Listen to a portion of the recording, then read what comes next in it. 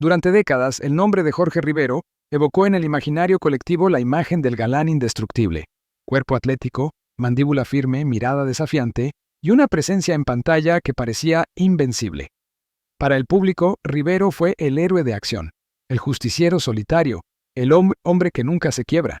Sin embargo, detrás de esa fachada cinematográfica se esconde una historia mucho más compleja, marcada por heridas tempranas, luchas silenciosas y decisiones que, con el paso del tiempo, transformaron el brillo del éxito en una carga pesada de sostener. Infancia y raíces. Crecer entre expectativas y carencias. Jorge Rivero nació en México en 1938, en un contexto histórico y social todavía marcado por las secuelas de la Revolución y por un país que buscaba redefinir su identidad moderna. Desde sus primeros años, su entorno familiar estuvo atravesado por una dualidad constante. Por un lado, la aspiración al progreso. Por otro, la inestabilidad emocional y económica que afectaba a millones de familias mexicanas de la época. Su infancia no fue abiertamente miserable, pero tampoco idílica. Creció en un hogar donde el afecto no siempre se expresaba con palabras, y donde el deber, la disciplina y la autosuficiencia se imponían como valores fundamentales. Años más tarde, Rivero confesaría en entrevistas que desde niño sintió la necesidad de hacerse fuerte, no solo físicamente, sino emocionalmente, para sobrevivir en un mundo que percibía como exigente y poco indulgente. Ese temprano aprendizaje dejó una huella profunda. Jorge entendió que mostrar debilidad podía ser peligroso. Y así comenzó a construirse una coraza que lo acompañaría durante toda su vida. El cuerpo como refugio, deporte, disciplina y afirmación personal. En la adolescencia, Jorge Rivero encontró en el deporte un refugio y una vía de escape. El ejercicio físico no era solo una actividad recreativa, se convirtió en una forma de control, de afirmación y de identidad. Mientras otros jóvenes soñaban con profesiones tradicionales, él empezó a moldear su cuerpo como si intuyera que, algún día, esa fortaleza sería su carta de presentación ante el mundo. La musculatura que más tarde lo haría famoso no apareció por casualidad, pues el resultado de años de entrenamiento obsesivo, de rutinas estrictas y de una relación casi ascética con su propio cuerpo. Para Rivero, el físico no era vanidad, era una armadura, una manera de imponerse respeto y de ocultar inseguridades que jamás se permitía verbalizar. En este periodo también comenzó a gestarse un rasgo que marcaría su destino: la autoexigencia extrema. Jorge no se conformaba con ser suficientemente bueno. Quería destacar, sobresalir, ser innegable. Esa ambición, que más adelante impulsaría su carrera, también sembró las semillas de una tensión interna permanente. El descubrimiento del cine entre el sueño y la casualidad, a diferencia de otros actores que crecieron con el teatro o el cine como horizonte claro, el ingreso de Jorge Rivero al mundo artístico tuvo un componente casi accidental.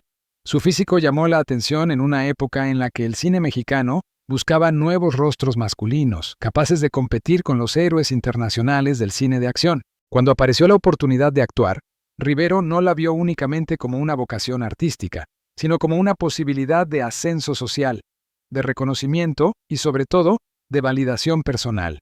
El set de filmación se convirtió en un nuevo escenario donde podía reafirmar la identidad fuerte y segura que llevaba años construyendo. Sin embargo, desde el inicio la actuación fue para él un territorio ambivalente.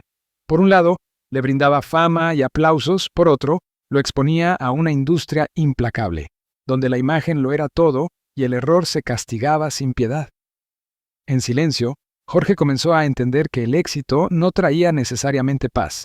Primeros papeles, primeras grietas. Los primeros trabajos de Jorge Rivero llegaron rápidamente, impulsados por su presencia física y su carisma natural. El público lo aceptó con entusiasmo, y los productores vieron en él un valor seguro. No obstante, detrás de cámaras, el joven actor empezaba a experimentar una sensación incómoda, la de ser apreciado más por su apariencia que por su mundo interior. Esta percepción alimentó una inseguridad profunda. Rivero se preguntaba si, sin su cuerpo, seguiría siendo alguien, si su valor dependía exclusivamente de mantenerse joven, fuerte e imponente. Estas dudas, lejos de debilitarlo públicamente, reforzaron su determinación de no fallar jamás. Paradójicamente, cuanto más éxito alcanzaba, más se aislaba emocionalmente. La sonrisa que mostraba ante las cámaras contrastaba con un silencio cada vez más marcado en su vida privada.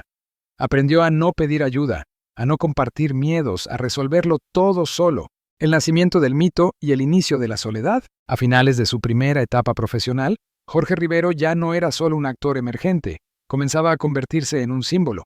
El hombre fuerte del cine mexicano estaba naciendo, pero todo mito tiene un precio, y el suyo fue la pérdida gradual de autenticidad. Para sostener esa imagen, Jorge tuvo que reprimir partes esenciales de sí mismo. Sus dudas, su cansancio, su necesidad de afecto quedaban fuera del encuadre. El público no quería ver a un hombre vulnerable, quería ver a un héroe, y Rivero aceptó ese pacto implícito, convencido de que no tenía otra opción. Así, mientras su carrera ascendía, su mundo interior se volvía cada vez más oscuro y silencioso. La tragedia de Jorge Rivero no comenzó con la decadencia, sino con el éxito mismo. En ese aplauso constante ya se escondía la semilla de un futuro marcado por la lucha entre lo que era y lo que el mundo esperaba que fuera. Fueron los años en los que el actor mexicano dejó de ser únicamente una figura admirada en su país, para convertirse en un rostro reconocible más allá de las fronteras, especialmente en Europa y en los Estados Unidos. Pero también fueron los años en los que la distancia entre el personaje público y el hombre real se volvió insoportable. La fama internacional no llegó como una bendición tranquila, sino como una avalancha que lo arrastró a un ritmo de vida para el que nadie lo había preparado emocionalmente. El salto al extranjero, cuando el éxito ya no tiene idioma, a finales de los años 60 y durante la década de los 70, el cine vivía una transformación profunda. Las coproducciones internacionales, los spaghetti westerns, el cine de acción europeo y las películas de aventuras buscaban nuevos héroes físicos, rostros exóticos y cuerpos que transmitieran fuerza sin necesidad de demasiadas palabras. Jorge Rivero encajaba perfectamente en ese molde. Italia, España y posteriormente Estados Unidos se convirtieron en escenarios recurrentes de su trabajo. Para un actor latinoamericano de su generación, aquello representaba una conquista histórica.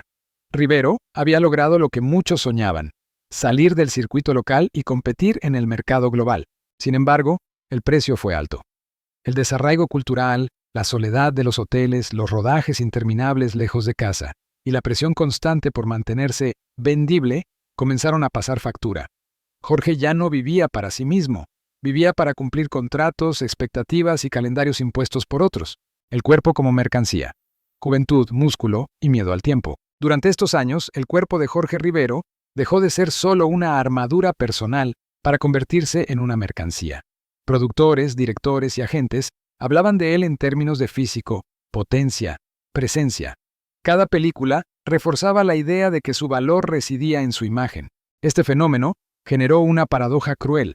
Cuanto más famoso se volvía, más miedo tenía de envejecer. El tiempo, que para otros actores podía significar madurez artística, para él era una amenaza directa. Cualquier lesión, cualquier aumento de peso, cualquier signo de cansancio, se vivía como una posible sentencia profesional.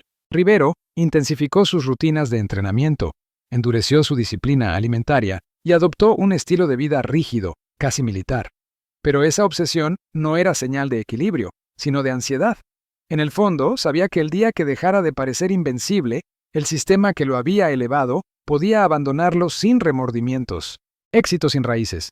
Dinero, reconocimiento y vacío emocional. El éxito trajo dinero, viajes, reconocimiento internacional y una vida que, vista desde fuera, parecía envidiable. Pero Jorge Rivero comenzó a experimentar una sensación inquietante. No pertenecía a ningún lugar. En México ya no era el joven prometedor, sino una figura distante. En Europa, era el actor extranjero contratado por su imagen. En Estados Unidos, uno más entre tantos cuerpos musculosos compitiendo por atención. En ningún sitio se sentía verdaderamente en casa. Las relaciones personales se volvieron superficiales y frágiles. Las amistades eran efímeras, muchas veces ligadas al interés profesional. El amor, cuando aparecía, estaba condicionado por la agenda, la distancia y la imposibilidad de mostrarse vulnerable. Rivero empezó a vivir rodeado de gente, pero profundamente solo. La trampa del personaje. Cuando el héroe devora al hombre, uno de los dramas más profundos de Jorge Rivero fue quedar atrapado en el tipo de papeles que lo habían hecho famoso. Héroes rudos, hombres violentos, figuras silenciosas, que resolvían todo con fuerza física. El público los adoraba, la industria los demandaba, pero él empezaba a sentirse prisionero. Cada nuevo proyecto reforzaba una imagen que ya no coincidía con su mundo interior. Jorge sentía cansancio, dudas, incluso miedo, pero no podía mostrarlo sin arriesgar su carrera. Así nació una disociación peligrosa, El hombre real quedaba relegado, mientras el personaje ocupaba todo el espacio. Con el tiempo, esta fractura psicológica se volvió más profunda. Rivero ya no sabía cómo existir fuera del rol del hombre fuerte, y cuanto más se esforzaba por mantenerlo, más se alejaba de sí mismo. Excesos silenciosos. La búsqueda de anestesia emocional. Como ocurre con muchos ídolos sometidos a una presión constante, Jorge Rivero empezó a buscar formas de anestesiar el vacío. No siempre de manera escandalosa ni pública, sino a través de hábitos que, poco a poco, erosionaban su estabilidad. Noches largas, decisiones impulsivas, relaciones intensas y breves, momentos de aislamiento extremo. Nada de esto ocupaba titulares, pero todo contribuía a una fatiga emocional acumulada. Rivero no se sentía infeliz en un sentido clásico, se sentía desgastado, como si la vida se le escapara entre rodaje y rodaje, el rodaje sin dejar huella real. La industria, mientras tanto, seguía avanzando. Nuevos actores aparecían. Nuevas modas reemplazaban a las anteriores. Y Jorge empezaba a intuir que su lugar en la cima no sería eterno. Las primeras señales de caída. A finales de esta etapa, las señales eran claras, aunque pocos querían verlas. Menos ofertas relevantes. Papeles repetitivos. Un reconocimiento que comenzaba a transformarse en nostalgia anticipada. El héroe seguía en pie, pero el pedestal empezaba a resquebrajarse. Para un hombre que había construido toda su identidad en torno al éxito y la fortaleza, aceptar esa transición resultaba casi imposible. Jorge Rivero no estaba preparado para dejar de ser el protagonista absoluto de su propia historia pública. Y así, sin un colapso repentino, comenzó una caída lenta, silenciosa, mucho más cruel que un escándalo. La tragedia ya no era externa, sino interna. La sensación de haberlo tenido todo y, al mismo tiempo, no haber encontrado aquello que realmente daba sentido a la vida. No hubo un escándalo explosivo ni una tragedia súbita. Lo que ocurrió fue quizá peor. Una desaparición progresiva del centro de la escena. Una transición para la cual Rivero jamás fue preparado. Cuando el teléfono deja de sonar, el primer síntoma del declive no fue económico ni físico, sino emocional. El teléfono, que durante años había sonado sin descanso con propuestas, contratos y viajes, comenzó a guardar silencio. Al principio, fueron solo pausas más largas entre un proyecto y otro. Después, ofertas que ya no tenían el mismo peso. Finalmente, nada. Para alguien que había construido su identidad alrededor del trabajo, esa ausencia se sintió como una amputación. Jorge Rivero no sabía quién era sin un rodaje en el horizonte. El aplauso, que había sido constante, se transformó en eco lejano. Y con él apareció una pregunta devastadora. ¿Sigo existiendo si ya no me llaman? La industria no despide, simplemente avanza. Y en ese movimiento implacable, Rivero quedó atrás sin que nadie se detuviera a explicárselo. El envejecimiento como amenaza, no como transición. A diferencia de otros actores que lograron reinventarse con la madurez, Jorge Rivero vivió el envejecimiento como una traición del cuerpo. Ese mismo físico que lo había elevado, ahora se convertía en un recordatorio constante de lo que estaba perdiendo. Las cámaras ya no buscaban su musculatura. Los guiones no estaban escritos para hombres que cargaban décadas de historia en la mirada. El cine y la televisión querían juventud, rapidez, rostros nuevos. Rivero, en cambio, llevaba consigo un pasado demasiado visible. Este choque generó una profunda crisis interna. No se trataba solo de perder trabajo, sino de perder sentido. El cuerpo, su mayor aliado durante años, se transformó en una fuente de frustración y melancolía. El aislamiento, fama pasada, soledad presente. Con el declive profesional llegó también el aislamiento social. Muchas de las relaciones que había cultivado estaban ligadas al éxito, al movimiento constante, al estar en circulación. Cuando eso desapareció, también lo hicieron muchas presencias. Rivero empezó a experimentar una soledad particular, distinta a la del anonimato. La soledad del ex famoso, del hombre que todavía es reconocido en la calle, pero ya no pertenece al presente. La gente recordaba quién había sido, no quién era. Este tipo de soledad es especialmente cruel, porque no permite empezar de cero. El pasado siempre pesa, siempre compara, siempre recuerda. Intentos de regreso y heridas abiertas. Como muchos artistas enfrentados al olvido, Jorge Rivero intentó regresar. Aceptó papeles menores, participaciones esporádicas, apariciones que no estaban a la altura de su trayectoria. Cada intento era una mezcla de esperanza y humillación silenciosa. No era solo el tamaño del papel lo que dolía, sino la sensación de ser prescindible, de haber pasado de protagonista absoluto a figura decorativa. Cada regreso incompleto abría una herida antigua, la de no sentirse suficiente fuera del ideal que había representado. Sin embargo, Rivero persistía, no por ambición, sino por necesidad. Actuar seguía siendo la única forma que conocía de afirmarse en el mundo. La batalla psicológica, identidad, orgullo y resistencia. Lejos de las cámaras, Jorge Rivero enfrentó su conflicto más duro, el psicológico. Durante años, había confundido su valor personal con su éxito profesional. Cuando éste se desmoronó, todo su sistema interno quedó en crisis. El orgullo que antes lo había impulsado, ahora se convertía en obstáculo. Pedir ayuda, reconocer fragilidad, aceptar una vida más simple eran desafíos enormes para alguien que había sido educado para no mostrarse débil. Aún así, hubo resistencia. No siempre visible, no siempre heroica, pero real. Rivero se negó a desaparecer del todo. Siguió hablando, dando entrevistas, defendiendo su legado. No quería ser recordado como una nota al pie de la historia del cine, sino como alguien que había existido plenamente. El peso del legado y la pregunta final. En esta etapa de su vida, Jorge Rivero comenzó a reflexionar, aunque no siempre en voz alta, sobre su legado. ¿Había valido la pena el sacrificio emocional? ¿El éxito justificaba la soledad? ¿Qué quedaba cuando el cuerpo ya no respondía y el público miraba hacia otro lado? Estas preguntas no tenían respuestas claras, pero marcaban un cambio fundamental. Por primera vez, Rivero ya no luchaba por mantenerse en la cima, sino por comprender su propia historia. La tragedia de su vida no fue la caída, sino el precio pagado por una imagen que nunca le permitió ser vulnerable a tiempo. De la vida de Jorge Rivero no se desarrolla bajo los reflectores ni entre aplausos. Se despliega, en cambio, en un territorio silencioso, íntimo, casi invisible. El de la vejez y la memoria. Allí donde ya no importa el cuerpo, ni la fama, ni la imagen pública, sino la capacidad o la imposibilidad de reconciliarse con la propia historia. Este es el momento en el que el mito se disuelve definitivamente y solo queda el hombre. Y es también el instante más duro, porque ya no hay futuro que prometa redención, solo pasado que exige ser entendido. La vejez sin preparación. Cuando nadie enseña a dejar de ser ídolo, la industria del entretenimiento prepara a sus figuras para triunfar, pero jamás para envejecer. Jorge Rivero llegó a la vejez sin herramientas emocionales para enfrentarla. Toda su vida había sido una carrera hacia adelante. Más películas, más éxito, más reconocimiento. Nunca hubo espacio para imaginar un final tranquilo, discreto, humano. Cuando el cuerpo empezó a fallar definitivamente, no solo perdió fuerza física, sino el último pilar de su identidad. Ya no podía entrenar como antes, ni proyectar la imagen de invulnerabilidad que durante décadas había sido su escudo. El espejo se convirtió en un enemigo cruel, devolviéndole un rostro que no coincidía con el héroe que el público seguía recordando. La vejez, para Rivero, no fue una etapa de sabiduría serena, sino un proceso de despojo. Vivir del recuerdo.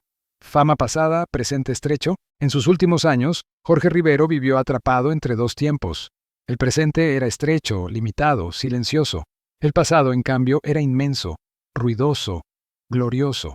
Las personas que se acercaban a él no lo hacían para conocer al hombre actual, sino para tocar, aunque fuera un instante, el recuerdo del ídolo. Esta dinámica resultó profundamente desgastante.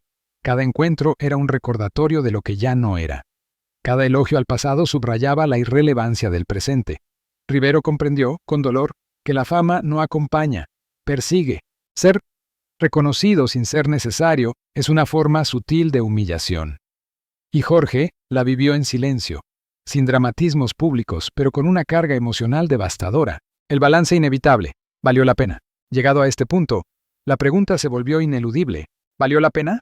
¿Valió la pena sacrificar vínculos, estabilidad emocional y autenticidad por una imagen que el tiempo destruiría inevitablemente? ¿Valió la pena ser fuerte cuando lo que más necesitaba era ser escuchado? Jorge Rivero nunca dio respuestas definitivas, pero sus silencios, sus entrevistas tardías y su tono reflexivo dejaban entrever una ambivalencia profunda. No renegaba de su carrera, pero tampoco la idealizaba. Había orgullo, sí, pero también una melancolía que no podía ocultarse. Comprendió demasiado tarde que el éxito no sustituye al sentido, y que la fortaleza sin afecto termina volviéndose contra uno mismo. La soledad final, no trágica, pero implacable. A diferencia de otros finales trágicos y escandalosos, el de Jorge Rivero fue sobrio. No hubo grandes caídas públicas ni titulares sensacionalistas. Hubo, en cambio, una soledad constante, persistente, difícil de combatir. No una soledad absoluta, sino una soledad emocional, la de quien ha sido visto por millones, pero realmente conocido por pocos. La de quien pasó la vida interpretando personajes fuertes sin permitirse ser frágil. En esta etapa, Rivero entendió que la verdadera tragedia no fue el olvido del público, sino el autoabandono que practicó durante años para sostener una imagen que nunca le devolvió lo que prometía. El juicio del tiempo, mito, hombre y legado. Con el paso de los años, la figura de Jorge Rivero empezó a ser revisada con mayor distancia histórica. Ya no solo como galán musculoso, sino como parte de una generación de actores atrapados por los códigos de una industria despiadada. Su legado, aunque real, quedó incompleto. No por falta de talento, sino por las limitaciones de un sistema que no supo, ni quiso, permitirle evolucionar. Rivero fue víctima de su propio éxito, pero también de una cultura que glorifica la fuerza y castiga la vulnerabilidad. Hoy, su historia funciona como advertencia. Detrás de cada ídolo hay un ser humano, y cuando eso se olvida, el precio suele pagarlo el propio ídolo en soledad. La reconciliación tardía, aceptar lo que fue. En el tramo final de su vida, Jorge Rivero pareció alcanzar una forma discreta de reconciliación. No plena, no luminosa, pero suficiente para seguir adelante. Aceptó que no podía reescribir su historia, solo comprenderla. Dejó de luchar contra el tiempo, dejó de intentar demostrar algo, y aunque esa paz llegó tarde, llegó. Tal vez no como redención, sino como resignación lúcida.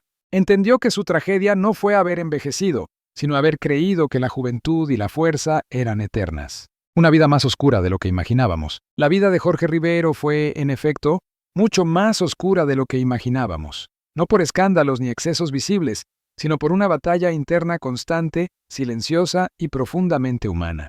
Fue un hombre que lo tuvo todo según los parámetros del éxito, y sin embargo pagó un precio emocional altísimo.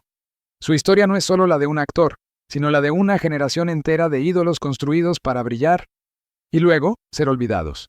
Recordarlo hoy no debería ser un acto de nostalgia superficial, sino un ejercicio de memoria crítica, porque entender la tragedia de Jorge Rivero es en el fondo preguntarnos qué tipo de héroes seguimos construyendo y cuántas vidas reales estamos dispuestos a sacrificar para sostener un mito.